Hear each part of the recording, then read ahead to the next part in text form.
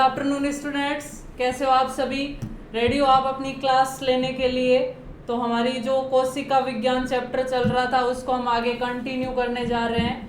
जो कोशिका का आज चैप्टर है वो लगभग आपके कंप्लीट हो जाएगा। फिर मैंने आपको बताया था पिछली क्लास में कि कुछ ऑर्गेनेल्स है, आज मैं उनको बता दूंगी। और जो भी पिछली क्लास के अगर आपके कोई डाउट थे तो वो भी आप मेरे से आज सॉल्यूशन ले सकते हो उसका, क्योंकि आज हमारी जो सेल बायोलॉजी का जो बेसिक पार्ट है वो आपके कंप्लीट हो जाएगा। ठीक है स्टूडेंट्स, तो जल्दी से जल्दी अपनी क्लास के साथ जुड़ जाइए, जिससे जो भी आपके क्वेश्चन पूछने आप पूछ सकते हो। और जो मैं आगे चैप्टर आपके स्टार्ट कर रही हूँ वो भी आप देख सकते हो।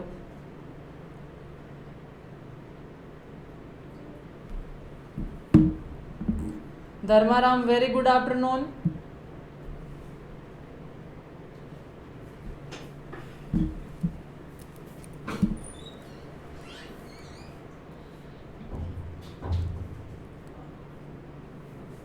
हमारा चैप्टर चल रहा है कोशिका विज्ञान।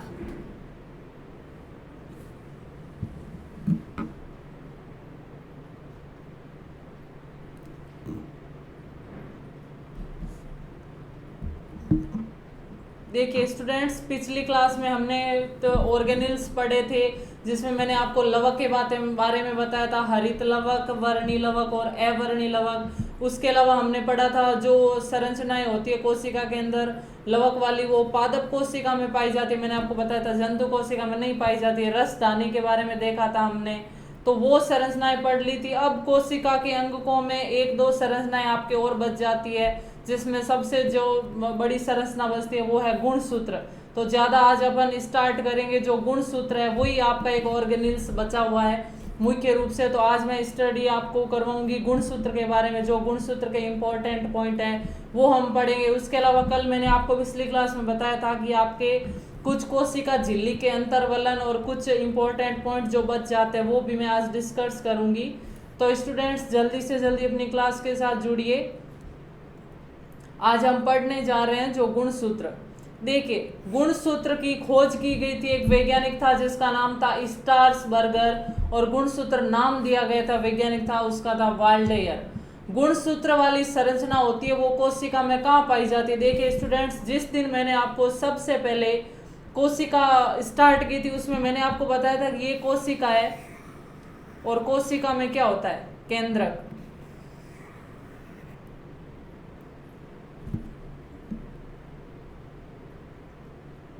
कोशिका में केंद्रक होता है। मैंने आपको बताया था कि केंद्रक में सिर्फ दो संरचनाएं पाई जाती है, एक तो गुणसूत्र और एक केंद्रिका। बाकी मैंने आपको बताया था कि जो भी कोशिका के अंग होंगे वो कहां पर पाए जाएंगे? वो सब पाए जाएंगे कोशिका द्रव्य के अंदर। तो अभी तक हमने जो भी अंग पढ़े थे, जैसे माइटोकॉन्ड्रिया, गोल्जी काइल, लाइसोसोम, राइबोसोम, अंतःप्रद्रव्य जालिका, लवक, वो सब की सब संरचनाएं कहां पर थी? कोशिका द्रव्य में थी। लेकिन अब जो हम ये संरचना पढ़ रहे हैं गुणसूत्र, ये संरचना का है कोशिका के केंद्र के अंदर। अब देखिए, जो गुणसूत्र है ये बहुत इंपॉर्टेंट है। इसके जो भी पॉइंट है या इसकी संरचना से संबंधित जो भी क्वेश्चन बनते हैं वो मैं आपको साथ साथ बताती जाऊंगी। तो सबसे पहले इसकी खोज से संबंधित दो पॉइंट ध्यान रखना कि गुणसूत्रों की खोज की गई थी, एक वैज्ञानिक था स्टार्सबर्गर के द्वारा, और गुणसूत्र नाम दिया था वाल्डेयर के द्वारा। गुणसूत्र मैंने आपको जैसे बता दिया है कि केंद्रक में पाई जाने वाली संरचनाएं, और मानव शरीर में गुणसूत्रों की संख्या होती है 46 या 23 पेयर्स, यानी 46 या 23 जोड़ी। Radhika Sikwal, very good afternoon. क्या हुआ, आप लेट कैसे आए आज थोड़ा? कुछ स्टूडेंट्स ऐसे होते हैं जो कंटिन्यू साथ में रेस्पॉन्स देते रहते हैं, हमेशा जुड़े रहते हैं, तो वो बिल्कुल उनके बिना ऐसे सुना सुना लगता है। अभी मैं सोच रही थी कि वो राधिका जी अभी तक कैसे नहीं आई, तो आपका मोस्ट वेलकम है। धर्माराम, ये भी साथ में जुड़े रहते हैं, हमेशा जो भी डाउट है पूछते हैं, जो भी क्वेश्चन का इनको जैसा आंसर आता है ये हमेशा बताते हैं, ज़्यादातर ये करेक्ट आंसर ही बताते हैं। देखिए, क्वेश्चन पूछना गलत बात नहीं है, लेकिन जो नहीं पूछता, जो पूछेगा वो तो एक बार के लिए मूर्ख बना रहेगा, लेकिन जो नहीं पूछेगा वो हमेशा के लिए बना रहेगा। इसलिए मैं बोलती हूँ कि आपको जो भी डाउट है वो साथ साथ जरूर आप पूछते जाइए, जरूर क्लियर कीजिए, क्योंकि पूछने से क्या है, आप सीखोगे। अगर सब ऐसा नहीं है कि अगर आपको सब कुछ आता तो फिर आप क्यों पढ़ते यहाँ पे? तो जो भी आप ज्ञान ले सकते हो वो ज़्यादा लीजिए। करिश्मा चौधरी, वेरी गुड आफ्टरनून। तो मैं आपको गुणसूत्रों के बारे में बता रही थी कि जो केंद्र के अंदर गुणसूत्रों की संख्या होती है वो होती है 46 या 23 पेयर्स। देखिए हमारे केंद्र के अंदर कुछ इस प्रकार की संरचनाएं पाई जाती है और उनको क्या बोलेंगे, गुणसूत्र। और इनकी संख्या अगर देखी जाए तो 46 होती है, लेकिन ये जोड़ों के रूप में रहते हैं, यानी दो गुणसूत्र मिलकर रहते हैं तो उसकी जोड़ी होगी 23 यानी 23 पेयर्स। ठीक है। अब जो गुणसूत्र होते हैं वो क्या करते हैं, माता पिता के लक्षणों को संतानों तक स्थानांतरित करते हैं, इसलिए गुणसूत्रों को कहा जाता है आनुवांशिक वाहक, जेनेटिक फैक्टर कहा जाता है इनको। क्योंकि माता पिता के लक्षण संतानों तक किसके द्वारा पहुंचाए जाते हैं, गुणसूत्रों के द्वारा पहुंचाए जाते हैं, इसी कारण गुणसूत्रों को कहा जाता है आनुवांशिक वाहक या जेनेटिक फैक्टर। तो ध्यान रखना, मानव शरीर में गुणसूत्रों की संख्या होती है 46 या 23 जोड़ी। ये धागे के जैसी संरचनाएं होती है जो जोड़ियों में कोशिका के केंद्रक में उपस्थित रहते हैं। ये माता पिता के लक्षणों को संतानों तक स्थानांतरित करते हैं, इसी कारण गुणसूत्रों को कहा जाता है आनुवांशिक वाहक। देखिए नेक्स्ट आपके सामने गुणसूत्र का डायग्राम मैंने बता दिया, जैसे मैंने आपके सामने बनाया था केंद्र के अंदर, सेम वैसा ही डायग्राम आपको दिखाई दे रहा है। ये क्या है, गुणसूत्र है, और गुणसूत्र जिस स्थान से दोनों तरफ से जुड़ा रहता है उसको बोलते हैं सेंट्रोमियर, या इसको बोला जाता है संकीर्णक। संकीर्णक आगे मैं वापस इसको समझाऊंगी, ये संकीर्णक काम आएगा क्योंकि इस जुड़ने वाले स्थान के आधार पर गुणसूत्र है वो 4 प्रकार के होते हैं, एक्रोसेंट्रिक, मेटासेंट्रिक, सब मेट्रासेंट्रिक। यानी ये जो गुणसूत्र आपस में जुड़ रही है, ये लड़ियां, ये यहाँ से इस गुणसूत्र में ये यहाँ से जुड़ रही है, लेकिन कुछ गुणसूत्रों में ये ऊपर से जुड़ती है, कुछ में थोड़ा सा यहाँ नीचे से जुड़ती है। तो किस स्थान पर ये जुड़ेंगे उस आधार पर गुणसूत्रों को आगे बांटा गया, वो मैं वापस डिस्कस करूंगी। देखिए क्रोमोजोम, यानी क्रोमोजोम बोलते हैं गुणसूत्र को, और एक गुणसूत्र दो जिन इकाइयों से, दो लड़ियों से जिनसे मिलकर बनता है उनको क्या बोला जाता है, क्रोमेटिड। तो ध्यान रखना, क्रोमेटिड ये एक इकाई, एक लड़ी है, और इस प्रकार की दो लड़ियां जब मिल गई तो किसका निर्माण हो गया, क्रोमोजोम या गुणसूत्र। और वह बिंदु जो इन दोनों लड़ियों को आपस में जोड़ता है, जिस स्थान से ये दोनों आपस में चिपक जाती है उस स्थान को क्या बोला जाता है, सेंट्रोमियर। दिखाई दे रहा है आपको स्टूडेंट्स, जो गुणसूत्र है वो।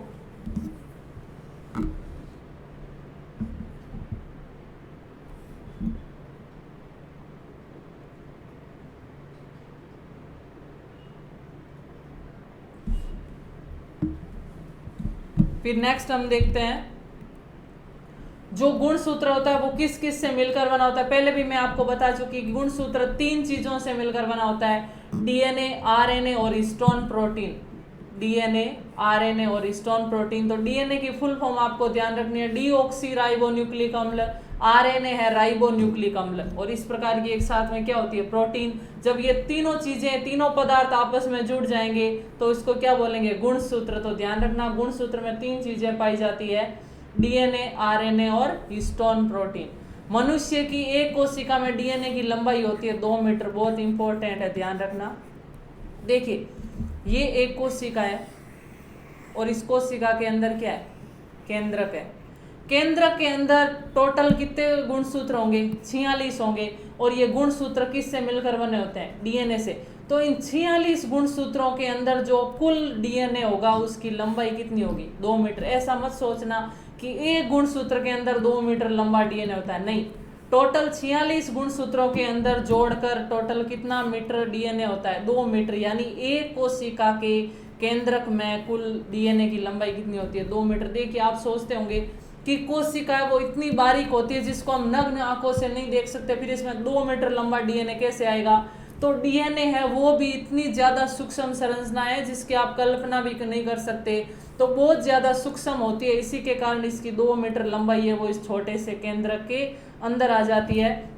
तो ध्यान रखना, एक कोशिका में टोटल जो डीएनए होता है केंद्रक में उसकी लंबाई कितनी होती है, 2 मीटर होती है। और वो पूरा 2 मीटर डीएनए इन 46 गुणसूत्रों को बनाता है। 46 गुणसूत्रों में ये टुकड़ों में बंटा हुआ रहता है और इसकी टोटल लंबाई कितनी होती है, 2 मीटर। ध्यान रखना आप ये वैल्यू।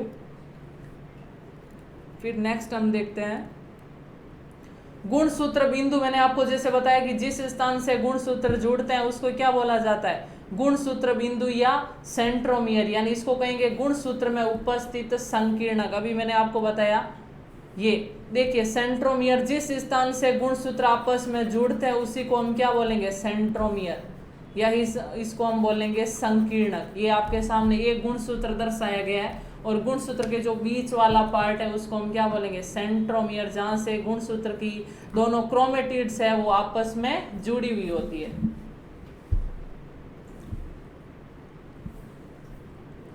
गुणसूत्र की दोनों लड़ियां आपस में जिस स्थान से जुड़ी हुई रहेगी उस स्थान को हम क्या बोलेंगे, सेंट्रोमियर।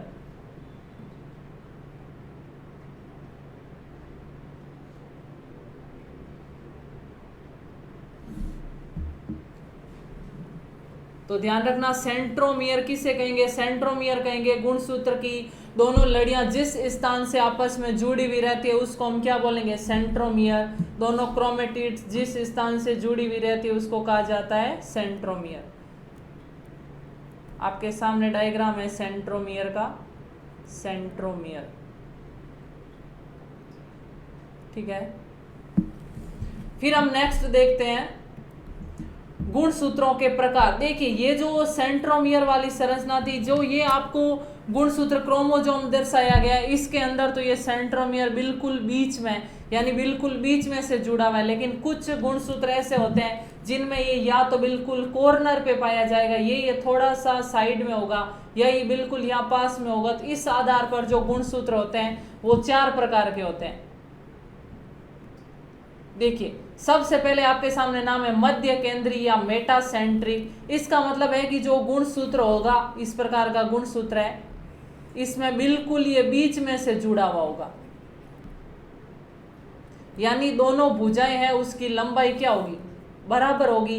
तो यदि गुणसूत्र बिंदु गुणसूत्रों के बिल्कुल मध्य में उपस्थित हो तो उसको हम क्या बोलेंगे, मेटासेंट्रिक गुणसूत्र, या इसको बोला जाता है मध्य केंद्र की, मध्य केंद्रीय। ध्यान रखना बहुत इंपॉर्टेंट है, पूछ सकते हैं कि गुणसूत्र बिंदु के आधार पर गुणसूत्रों को कितने भागों में बांटा गया है। तो गुणसूत्र बिंदु के आधार पर गुणसूत्रों को 4 भागों में बांटा गया है। सबसे पहला भाग है मध्य केंद्रीय या मेटासेंट्रिक।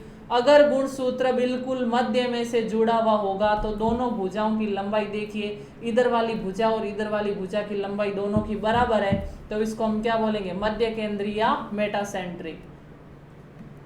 फिर दूसरा है उप मध्य केंद्रीय या सब मेटासेंट्रिक। तो देखिए इसके अंदर जो भुजा है वो थोड़ी सी साइड में हो जाएगी, इसमें बिल्कुल मध्य में न रह के थोड़ा सा मध्य से हट जाएगा, यानी एक भुजा है वो छोटी रह जाएगी और एक भुजा है वो बड़ी रह जाएगी। इस प्रकार को क्या बोलेंगे, उप मध्य केंद्रीय या सब मेटासेंट्रिक। एक भुजा छोटी और एक भुजा हो जाएगी बड़ी। पहले वाले में दोनों भुजाएं बराबर थी क्योंकि गुणसूत्र बिंदु था वो बिल्कुल मध्य में था, लेकिन इसमें गुणसूत्र बिंदु थोड़ा सा मध्य से हट गया है, यानी जिससे एक तरफ खिसक गया है, उसके कारण एक भुजा छोटी हो जाएगी और एक भुजा बड़ी हो जाएगी। यह है सब मेटासेंट्रिक या उप मध्य केंद्रीय।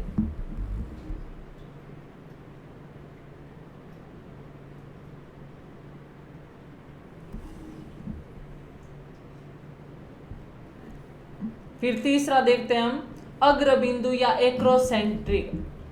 इसके अंदर क्या होगा कि जो गुणसूत्र बिंदु वो बिल्कुल एक साइड में खिसक जाएगा। देखिए जिससे एक भुजा है वो बहुत ज्यादा छोटी हो गई है, यानी ये भुजा बहुत छोटी हो गई है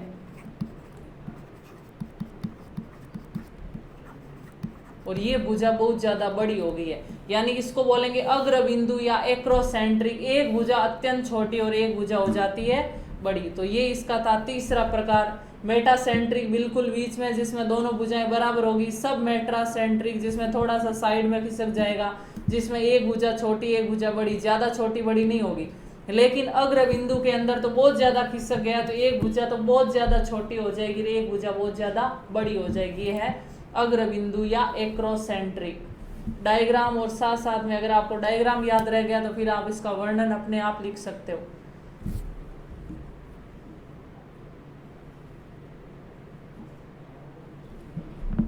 फिर नेक्स्ट देखते हैं हम अंत्य केंद्रीय या फिबोसेंट्रिक। अब इसके अंदर क्या होगा कि जो बिल्कुल गुणसूत्र के कॉर्नर पर चली जाएगी,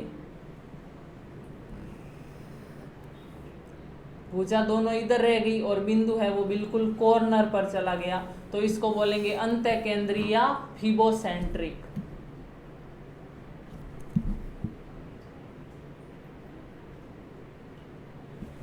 अब इन चारों को मैं आपके साथ एक साथ डायग्राम बताती हूँ। देखिए दिखाई दे रहा है आपको, मेटासेंट्रिक यानी बिल्कुल मध्य के अंदर, जिसमें दोनों भुजाएं क्या होगी, बराबर होगी। फिर है सब मेटासेंट्रिक यानी एक भुजा थोड़ी छोटी और एक बड़ी हो जाएगी। फिर एक्रोसेंट्रिक, एक भुजा काफी छोटी यानी बहुत छोटी भुजा, और एक हो जाएगी बहुत बड़ी भुजा। लेकिन जो मैंने लास्ट वाला बताया आपको टीलोसेंट्रिक, इसके अंदर बिल्कुल क्या है, कॉर्नर पर चला गया जो गुणसूत्र बिंदु है वो, जिसके अंदर दोनों भुजाएं वो अलग अलग दिखाई नहीं दे रही है, बिल्कुल कॉर्नर पर चला गया है बिंदु। इनके अंदर तो आपको भुजाएं छोटी बड़ी हो गई थी, लेकिन इस जो टीलोसेंट्रिक है इसके अंदर जो गुणसूत्र बिंदु है वो बिल्कुल कॉर्नर पर चला गया, जिसके कारण आप भुजा को देख ही नहीं पा रहे हो। अंतःकेंद्री या इसको फीबोसेंट्रिक या इसको टीलोसेंट्रिक भी बोलते हैं, टीलोसेंट्रिक। तो स्टूडेंट्स आपको समझ में आए गुणसूत्र बिंदु के आधार पर गुणसूत्र के चारों प्रकार, मेटासेंट्रिक, सब मेटासेंट्रिक, एक्रोसेंट्रिक और टीलोसेंट्रिक। मेटासेंट्रिक में यानी गुणसूत्र बिंदु बिल्कुल मध्य में, सब मेटासेंट्रिक यानी मध्य बिंदु से थोड़ा सा साइड में, जिसमें एक भुजा थोड़ी सी छोटी होगी दूसरे की कंपैरिजन में। तीसरा है एक्रोसेंट्रिक यानी एक भुजा बहुत ज्यादा छोटी और एक भुजा बहुत ज्यादा बड़ी हो जाएगी, जबकि टीलोसेंट्रिक में तो बिल्कुल वो कॉर्नर पर चला गया है गुणसूत्र बिंदु। तो गुणसूत्र बिंदु के आधार पर गुणसूत्रों के जो चारों प्रकार थे वो समझ में आए कि नहीं आए स्टूडेंट्स आपको? अगर इनमें कोई डाउट है तो बताइए।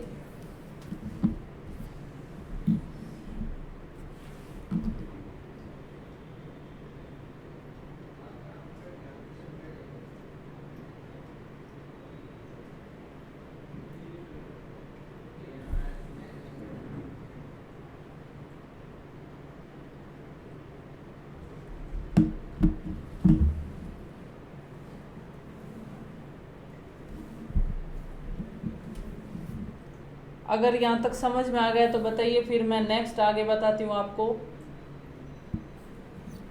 राधिका सिकवाल क्लियर है? ओके। अब नेक्स्ट हम देखते हैं, मैंने बोला था आपको कि जो कोशिका के आवरण थे उनमें कुछ आपके टॉपिक्स बच गए थे, जैसे कोशिका भित्ति और झिल्ली के अंदर धर्माराम क्लियर है? ओके। अब देखिए मैंने आपको बताया था कि कोशिका के अंदर सबसे बाहर क्या होती है, कोशिका भित्ति, और उसके अंदर क्या होती है, कोशिका झिल्ली।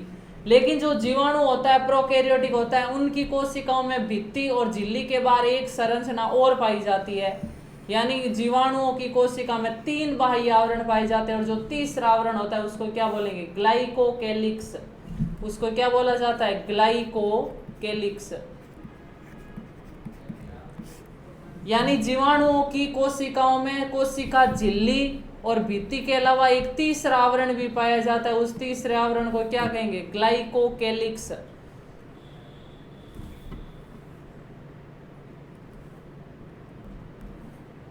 ग्लाइकोकेलिक्स कहेंगे हम उसको।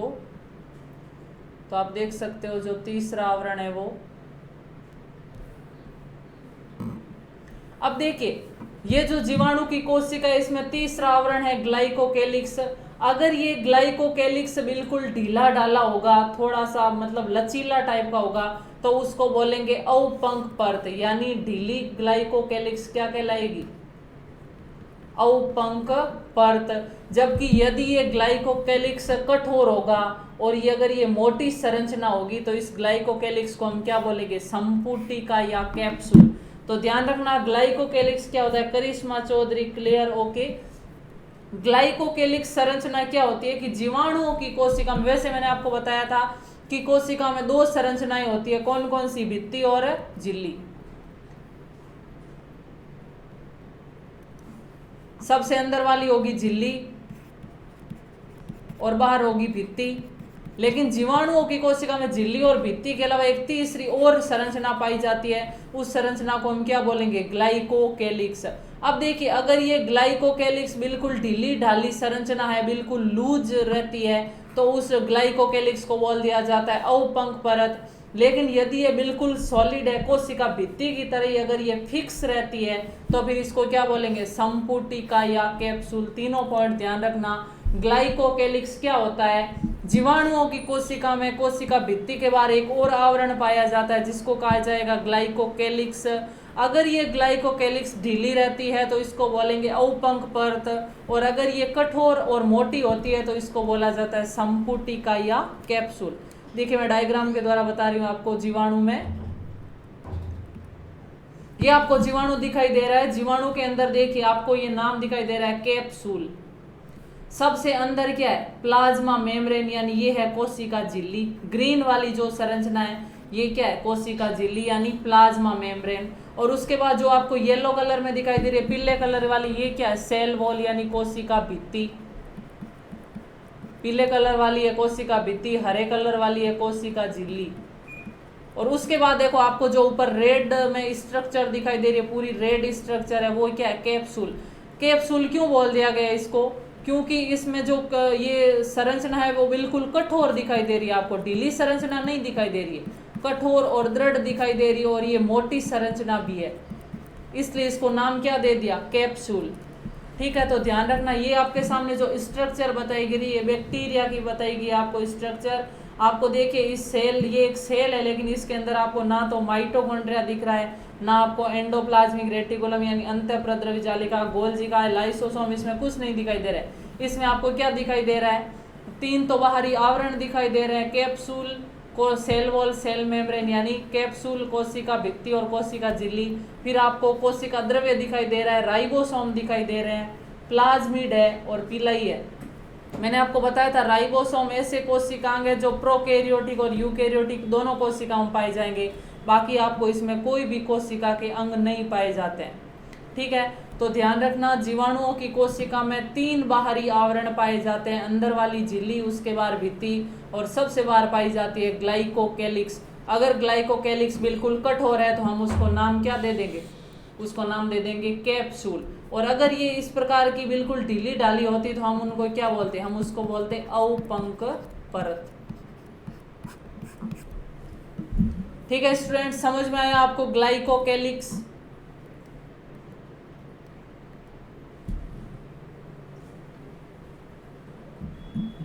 ग्लाइकोकेलिक्स होता है जीवाणुओं में पाई जाती है, यानी जीवाणुओं की कोशिका में, कोशिका के बाहर तीन प्रकार का आवरण पाए जाते हैं। दो तो पहले से ही हमने देख लिए थे, कोशिका झिल्ली और कोशिका भित्ति, लेकिन जीवाणुओं की कोशिका में भित्ति के बाहर एक और आवरण पाया जाता है, उसको बोलते हैं ग्लाइकोकेलिक्स। अगर ग्लाइकोकेलिक्स बिल्कुल ढीली ढाली रहती है तो हम उसको बोलते हैं औपंक परत, और अगर ये बिल्कुल सॉलिड रहती है, कठोर रहती है और एक निश्चित आवरण में रहती है तो हम उसको बोलेंगे कैप्सूल। ठीक है, तो अभी आपके सामने जो कोशिका भित्ति के बाहर आवरण है वो बिल्कुल मजबूत दिखाई दे रहा है, इसलिए हमने उसको नाम दे दिया capsule. Balbir Singh ma'am 10th class science, आप किस क्लास के स्टूडेंट हो? 10th क्लास की भी आपके स्टार्ट की जाएगी। अभी फिजिक्स वाला पोर्शन चल रहा है, फिर आपके बायोलॉजी वाला स्टार्ट होगा।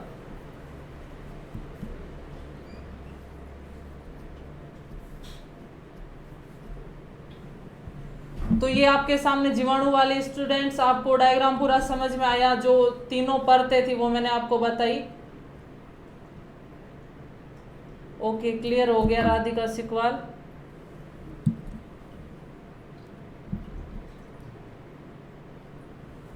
तो ध्यान रखना, अगर ये ढीले रूप में रहती है तो हम इसको बोलेंगे औपंक परत, लेकिन यहाँ पे बिल्कुल ये सॉलिड है, बिल्कुल फिक्स आवरण को बनाए हुए रखी है, इसलिए हमने इसका नाम दिया कैप्सूल।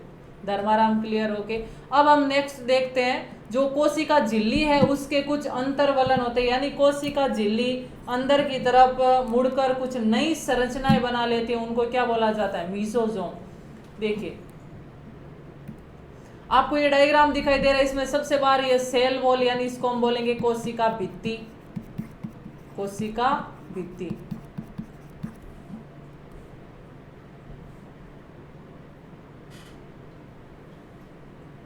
और इसके अंदर जो आपको ये बिल्कुल रिंग जैसी संरचना दिखाई दे रही है, ये क्या है, कोशिका झिल्ली, या इसको बोला गया प्लाज्मा मेम्ब्रेन, कोशिका झिल्ली।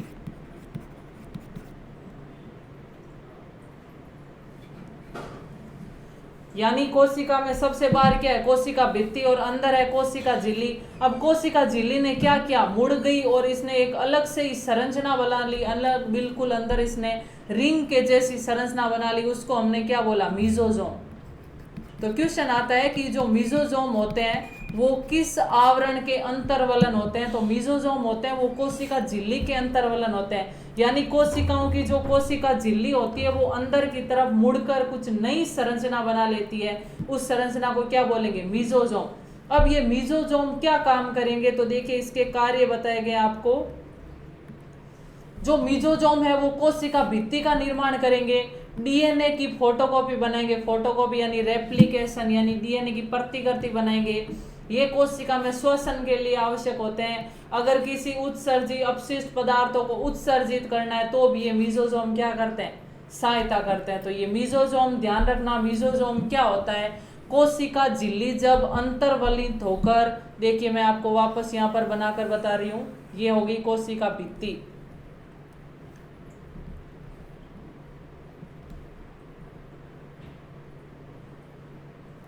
और ये है अंदर कोशिका झिल्ली।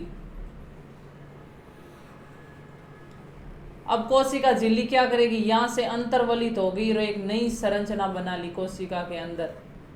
इस संरचना को हम क्या बोलेंगे, मीजोजोम। तो यहां से आपको समझ आया कि मीजोजोम क्या होता है, कोशिका झिल्ली अंदर की तरफ मुड़कर कुछ नई अंतर्वलन बना लेती है, उनको क्या बोलेंगे, मीजोजोम। ये मीजोजोम क्या क्या काम करेंगे, ये बहुत इंपॉर्टेंट है, ध्यान रखना। कोशिका भित्ति का निर्माण करेंगे, डीएनए की प्रतिकृति बनाएंगे यानी उसकी फोटोकॉपी करेंगे, उसकी संख्या बढ़ाएंगे, कोशिका में श्वसन प्रक्रिया करेंगे, अगर कोशिका में कोई अपशिष्ट पदार्थ है तो उनको बाहर उत्सर्जित करेंगे, उनका बाहर स्राव करेंगे। ये काम किसके होते हैं, मीजोजोम के।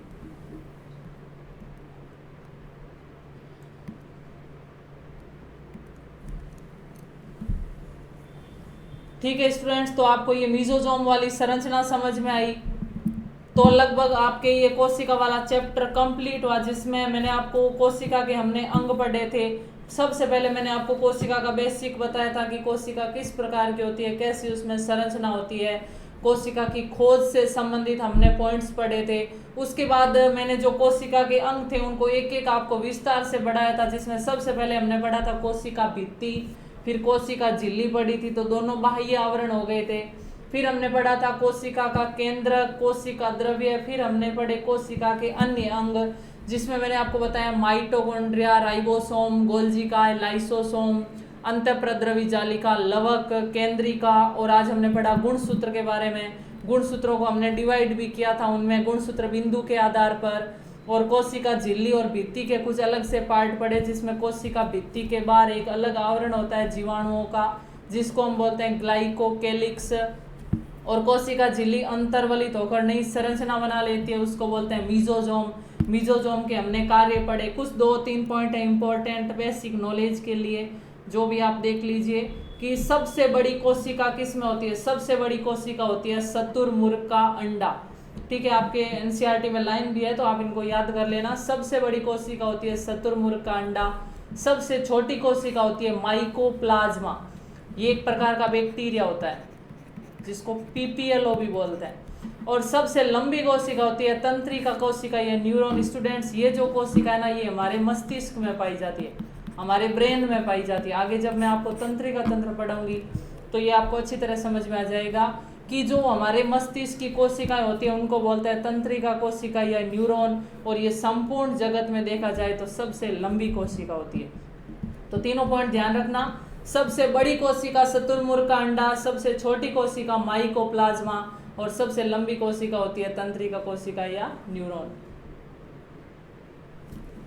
राधिका सिकवाल, बुक के क्वेश्चन सॉल्व करवा दोगे क्या? स्टूडेंट्स, मैंने आपको जो अभी टॉपिक पढ़ाए उसमें आपके सारे क्वेश्चन इससे आपके सॉल्व हो जाएंगे, और जो क्वेश्चन आपके सॉल्व नहीं होते हैं वो आप मेरे को बता देना, मैं आपको क्लास में ज़रूर उसका सॉल्यूशन बता दूंगी। क्योंकि जिस हिसाब से मैंने अभी आप तक आपको ये कोशिका वाला चैप्टर पढ़ाया तो आपके कोई भी क्वेश्चन बाकी नहीं बचेगा। फिर भी अगर आपके पहले आप ऐसा करो कि आप उस क्वेश्चन को अपने आप करो, फिर उनमें से जो जो क्वेश्चन आपसे नहीं होते हैं वो आप मेरे को क्वेश्चन नंबर बताते जाओ कि मैडम इस टॉपिक का इतने नंबर क्वेश्चन है वो हमसे नहीं हो रहा है, तो वो क्वेश्चन मैं आपको क्लास में ज़रूर सॉल्व करवाऊंगी। तो स्टूडेंट्स आपके यहाँ तक ये कोशिका वाला चैप्टर कंप्लीट हो। अगर यहाँ तक कोई डाउट है तो आप मेरे को जरूर बताइए, मैं उसका सॉल्यूशन बताती हूँ। और अगर डाउट नहीं है, इसका मतलब कल मैंने आपको पिछली क्लास में क्या बोला था कि नेक्स्ट क्लास में आपका जो कोशिका विज्ञान है वो टॉपिक कंप्लीट हो जाएगा। और मैंने आपको एक होमवर्क भी दिया था कि जो आपने अभी तक पढ़ा है उसको आप अच्छी तरह याद कीजिए। तो अगर आप अच्छी तरह याद करके आए हो तो आप प्लीज़ मेरे को रिप्लाई दीजिए लाइक करके, जिससे मेरे को पता चल जाए कि हाँ आपने तैयारी की है। तो मैं आपको पीछे जो टॉपिक पढ़ा है उसमें से आपको कुछ क्वेश्चन पूछूं और आप जल्दी से जल्दी उनका साथ साथ आंसर दो, तब मेरे को पता चलेगा कि हाँ स्टूडेंट्स ने साथ में तैयारी की है और वो इंटरेस्ट लेके पढ़ रहे हैं। क्योंकि ये टॉपिक तो अभी हमारा पूरा हो गया है, तो 5-10 मिनट जो मैं आपको क्वेश्चन पूछती हूँ जो मैंने अभी तक आपको कोशिका का चैप्टर पढ़ाया है, तो अगर आपने उसमें से तैयारी की है, अगर उसको ध्यान से पढ़ा है तो आप उसका जरूर आंसर दोगे। क्या मैं क्वेश्चन पूछना स्टार्ट करूं?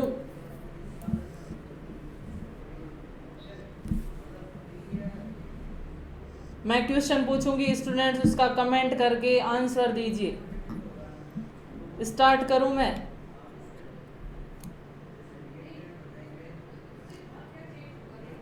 धर्माराम यस।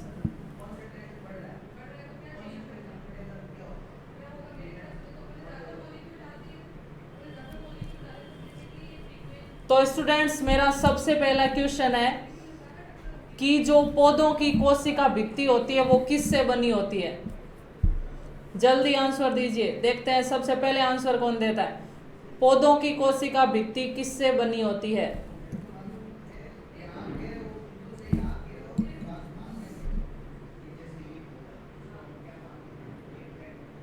पौधों की कोशिका भित्ति किससे बनी होती है? ये आपका पहला क्वेश्चन है।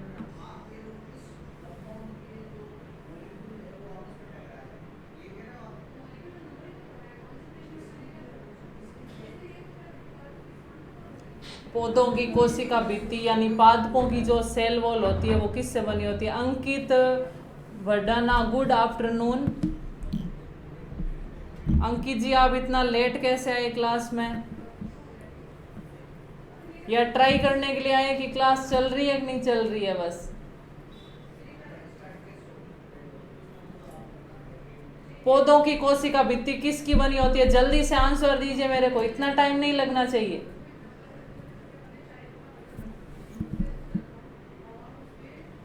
Radhika Sikwal, cellulose, yes correct answer. इन्होंने सबसे पहले आंसर दिया। फिर नेक्स्ट क्वेश्चन आ रहा है आपके सामने, पौधों की कोशिका झिल्ली किसकी बनी, जो कोशिका झिल्ली होती है वो किसकी बनी होती है? कोशिका झिल्ली किससे बनी होती है?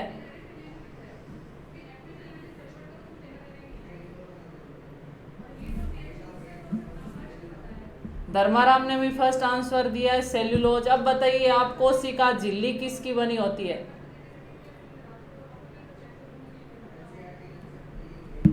कोशिका झिल्ली किससे बनी होती है? कोशिकाओं की जो कोशिका झिल्ली होती है वो किससे बनी होती है?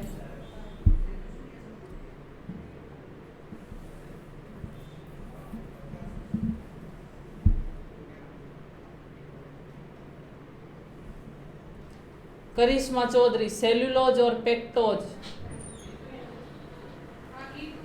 कोशिका भित्ति होती है वो सेल्यूलोज और पेक्टोज, सही बिल्कुल है। लेकिन अब आप आंसर दीजिए कि कोशिका झिल्ली किसकी बनी होती है?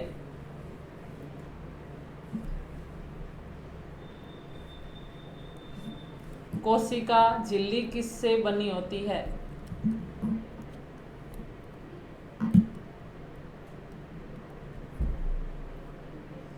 राधिका सिकवाल, वसा और प्रोटीन, बिल्कुल सही आंसर है आपका। नेक्स्ट क्वेश्चन का आप आंसर दीजिए कि कोशिका का इंजन किसे कहा जाता है? कोशिका का इंजन किसे कहा जाता है? कोशिका का इंजन किसे कहते हैं?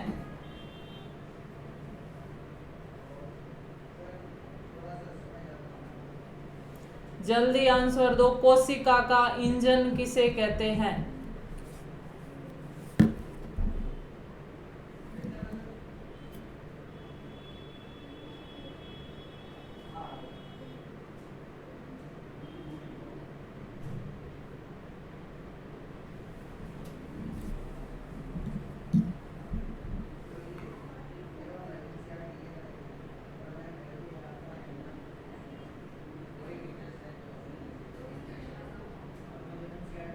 करिश्मा चौधरी लिपिड और वसा, ये कोशिका झिल्ली वाला आंसर दिया इन्होंने।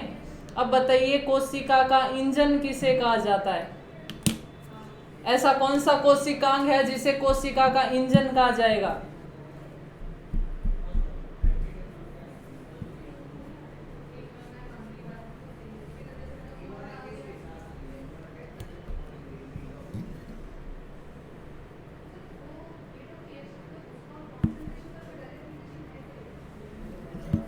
कोशिका का इंजन, क्या आंसर नहीं आ रहा है किसी को?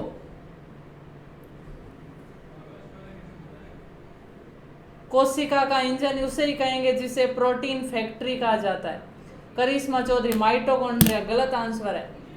कोशिका का इंजन उसे ही कहेंगे जिसे प्रोटीन फैक्ट्री कहा जाता है। आप सोच लीजिए प्रोटीन फैक्ट्री क्या है, अब तो आंसर आ जाएगा। कोशिका का इंजन उसे ही कहेंगे जिसे प्रोटीन फैक्ट्री कहते हैं। और बताइए आपकी कोशिका में ऐसा कौन सा ऑर्गेनेल्स है जिसे प्रोटीन फैक्ट्री कहा जाता है?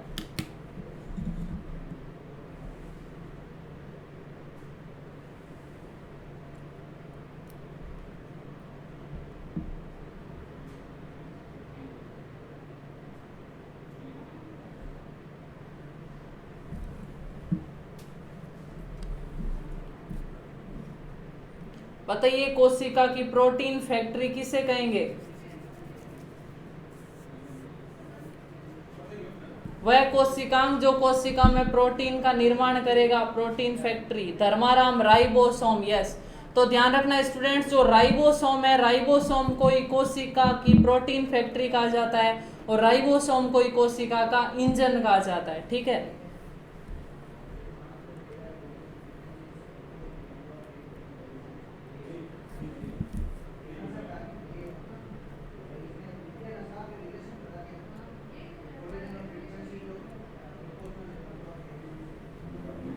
Karishma Chaudhary ribosome, ribosome correct answer होगा इसका।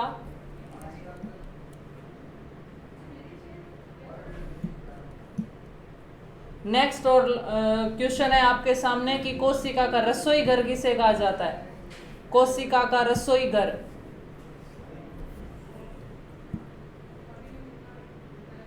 कोशिका का रसोई घर किसे कहा जाता है? रसोई का मतलब है जहां पर भोजन बनता है, तो कोशिका का ऐसा कौन सा कोशिकांग है जिसमें भोजन बनता है, उसे कहेंगे कोशिका का रसोई घर। तो बताइए कोशिका का रसोई घर किसे कहा जाता है? कोशिका का रसोई घर, किचन ऑफ द सेल। कोशिका का रसोई घर किसे कहा जाता है?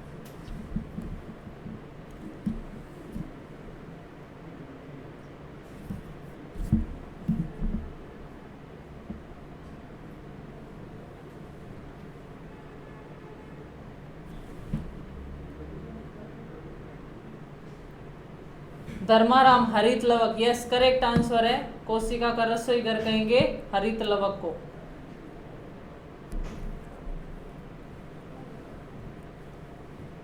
राधिका सिकवाल माइटोकॉन्ड्रिया, नहीं, कोशिका का रसोई घर हरित लवक को कहेंगे क्योंकि हरित लवक में प्रकाश संश्लेषण की क्रिया होती है जिसके द्वारा वो भोजन बनाने का काम करते हैं। करिश्मा चौधरी हरित लवक करेक्ट आंसर। लास्ट क्वेश्चन है आपके कि पौधों में मंड लवक के रूप में किस पोषक पदार्थ का संग्रह होता है? पौधों में मंड लवक, आपके सामने लिख रही हूं मैं कि पौधों में मंड लवक के रूप में किसका संग्रह होता है?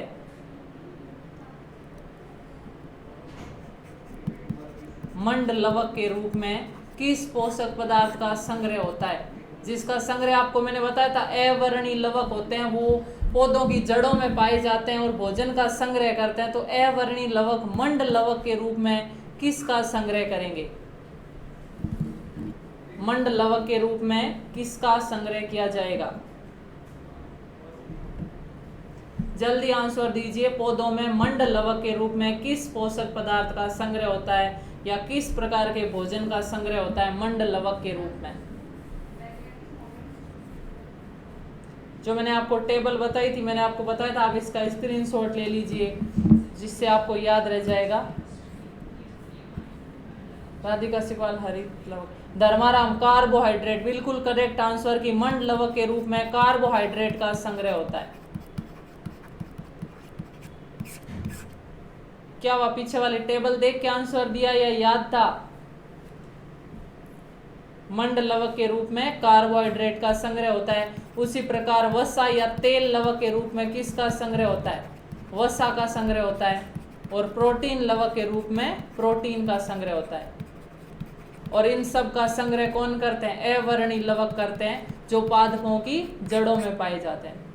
ठीक है स्टूडेंट्स, तो आपके यहाँ तक थी ये क्लास कोशिका विज्ञान। अब हम नेक्स्ट जो क्लास लेंगे वो लेंगे कोशिका विभाजन, क्योंकि ये दोनों चैप्टर कंटिन्यू नहीं है, लेकिन कोशिका पढ़ के आप कोशिका विभाजन पढ़ोगे तो वो चैप्टर आपको आसानी से समझ में आएगा, क्योंकि उसमें पहले हमने पढ़ लिया ये जो सेंट्रियोल तारकाएं जैसी संरचनाएं होती है जो कोशिका विभाजन में सहायता करती है। तो कोशिका का जो बेसिक जानकारी थी वो टॉपिक हमने पढ़ लिया, और इसके साथ ही अगर हम जुड़ा हुआ कोशिका विभाजन पढ़ेंगे तो आपको अच्छी तरह समझ में आ जाएगा। तो नेक्स्ट क्लास में मैं आपके स्टार्ट करूंगी कोशिका विभाजन, यानी कोशिका विभाजन के बारे में पढ़ेंगे हम, जिसमें समसूत्री और अर्धसूत्री विभाजन होता है। अच्छा धर्माराम जी, याद था, वेरी नाइस, वेल डन। आप इसी तरह पढ़ते रहिए, साथ में याद करते रहिए। ठीक है, तो स्टूडेंट्स यहाँ तक की थी अपनी क्लास। कल हम चैप्टर स्टार्ट करेंगे सेल डिवीजन यानी कोशिका विभाजन। Thank you so much.